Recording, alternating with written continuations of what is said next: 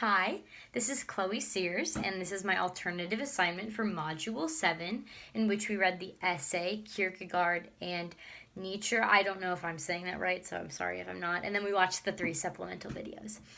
So I wanted to start off with some ideas presented by Kierkegaard. I really thought that a lot of his ideas were different than any of the philosophers that we've studied so far, talking more about this idea of removing yourself completely from society, anything, and just being the most genuine version of yourself and getting down deep within your core. So I think for me, this is the first time that I'm really seeing a lot of at least the philosopher's main idea was based on the individual idea of breaking down the barriers of society, and I think that that's what comes with a more modern sense of philosophy. So as they're getting more and more modern, it's more of the idea of breaking away from what is accepted, and I think that that was also presented within the idea of the of wanting to move away from the communally accepted ideas of the church and starting to think for yourself as an individual. So I thought that was interesting. So I wanted to start off with this idea.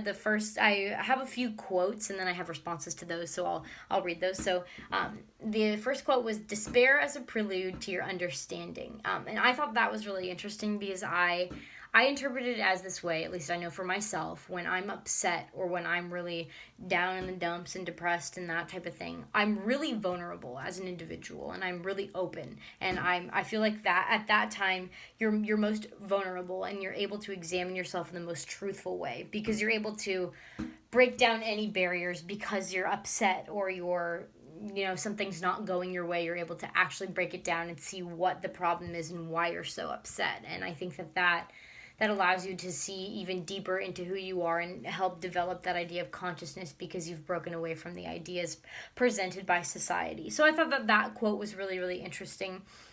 Another quote that was within the essay was, "Helps oneself avoid the denials of and evasions of truth." So, and before that I said writing helps oneself avoid the denials and evasions of truth.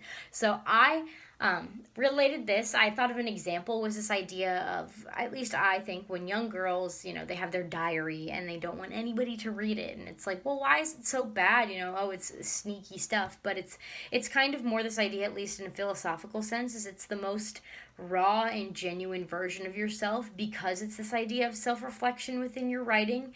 And I think that's why it's so private, is because it's you to the most bare extent without the influence of society. Is I know for myself is that's the place where I'm able to put down how I'm actually feeling, and I can't kid myself that something's different than it actually is. I write it there plainly how it is. No excuses to give myself, false hopes that something's different than it is. It's no, you're there, you're with yourself, and you're just getting to take what's in your brain and write it down and be really genuinely yourself. And so I think that example, is that's why he says you're being able to avoid the denials of truth. And I think that's why diaries for most people are so private, is because it's this version of yourself without any of the outside covering. Kind of the same idea as, like, I don't know, wearing makeup versus not wearing makeup, is that you're covering up your genuine self in order to present yourself in a certain way for society. But when you take it off, at least for me, then it's, I'm more comfortable, I'm more myself, and I'm more able to be vulnerable as who I am. So I thought that was interesting, making that connection that diaries are so private because it's a time for self-reflection, and it's a raw, genuine version of yourself. And I thought that was interesting that Kierkegaard presented those ideas of, the importance of self-reflection, because it allows you to move away from the ideas presented within society. Another quote was, "Find a truth that is true for me, but not based on any outside input." So I thought that another example came to mind was, I recently, at least last year, made the decision to go to a college, and I had a friend whose parents were extremely involved in the college picking process. And I think that it's important to have parents involved because, sometimes they're paying expenses and they don't want their children to go so far away and whatnot like that.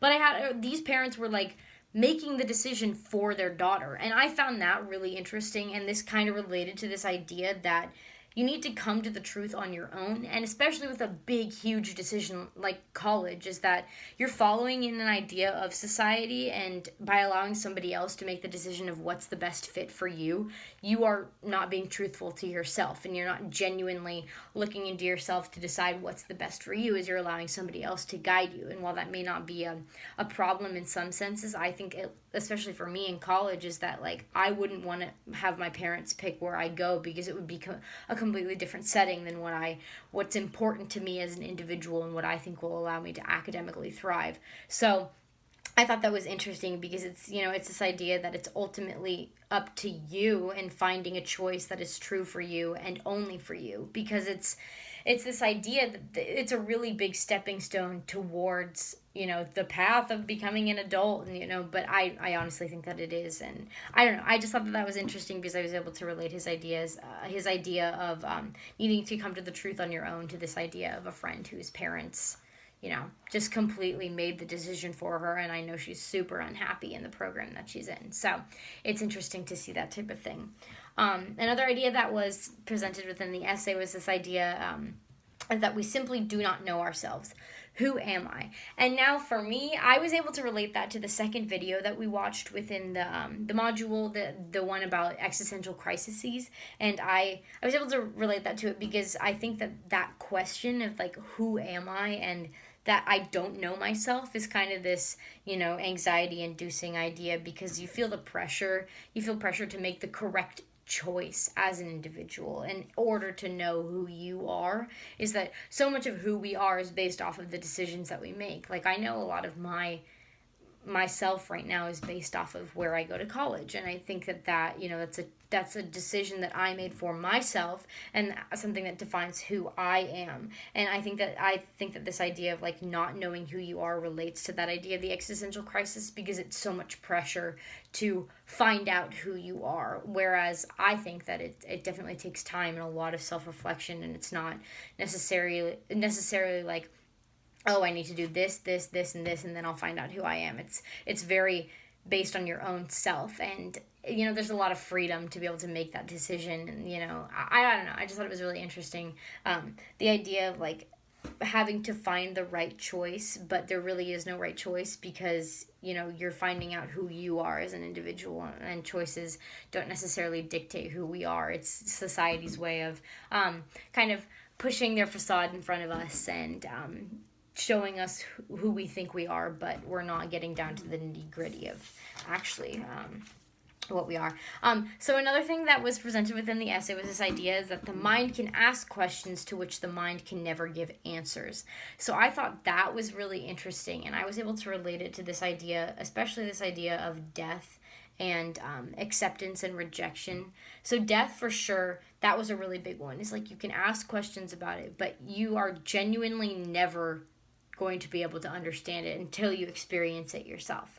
But even at that point, do we know, what comes after? Is that there may be some type of ideas presented within spirituality, which are totally valid, but it's that there's no concrete evidence that says this is exactly what happens. Like, this is where you're going, this is what you're going to experience. And I don't know, I just think it's really interesting to be able to ask that question and be like, well, I really can never give myself an answer. And another one for me is this idea of college acceptance.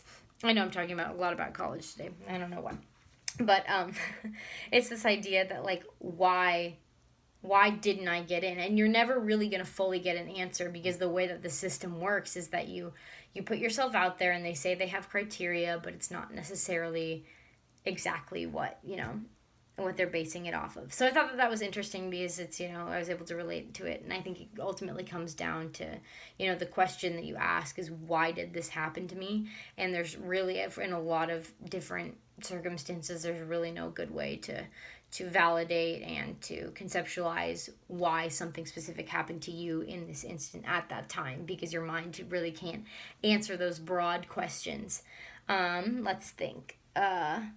I think, yeah, I felt like with Kierkegaard's ideas is it's this idea that we think we know what we want based on seeing and taking the other path of that other people have taken, which opens their opportunities to do something that you've never dreamed of doing. So I thought that was really interesting because this has been a really reflective module on myself, especially Kierkegaard's ideas, is that I see things that I want within my life, but I've never really thought about it, like, who am I as an individual, and how am I going to live my most genuine and raw life as an individual. So I enjoyed that little bit of reflection, and definitely will be doing more within myself. So now, going on to Nietzsche's idea, I have no idea again if I'm saying that name right. I'm trying it out. I looked it up on YouTube. I'm not too sure, but I thought that I was originally confused with this idea of we don't know anything, just because it's kind of like, well, I think I know some things. I've done a lot of,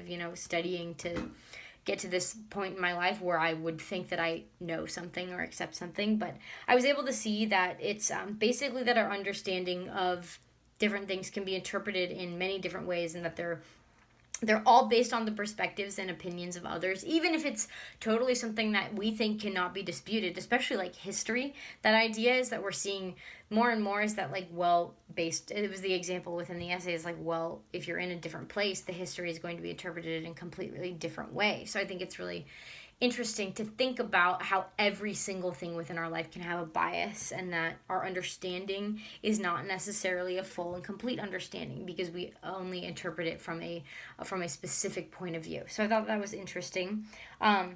And then I thought another idea that was presented by Nietzsche was this idea that people believe falsehoods because it makes us feel better. I thought that was really interesting because I know, at least for people, at least my friends, like somebody who's gotten broken up with by a boyfriend, is this idea, that you're validating their feelings, is that you're telling them specific things so that they believe that they'll feel better. Kind of that idea that a girl will tell another girl, if their boyfriend starts dating somebody else, says, oh, you're so much prettier than her. She's not even that pretty at all. Like, you're so much better than her, when that may not necessarily be 100% true. It's that idea that you're needing to gloss over what's actually happening in order to gain this idea of being happier, having this facade of making you feel better because you want to believe that it's true. So I thought that was interesting, a little depressing, but interesting.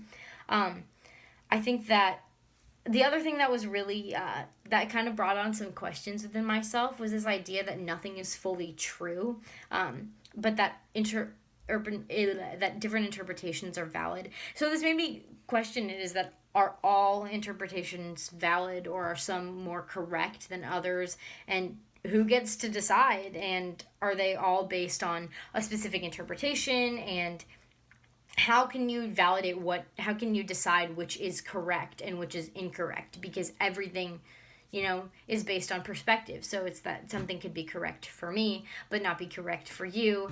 And I don't know. I just thought it was really interesting, the ideas presented by Nietzsche, this kind of like, well, we don't really know if we know anything, kind of, it's just a very broad ideas that don't really have specific answers and can't really be conceptualized within the brain. So I had a little bit of difficulty with his ideas, but overall I thought that it has a really interesting chapter that allowed for a lot more ideas of myself, so how I can self-reflect later on. Thanks for watching.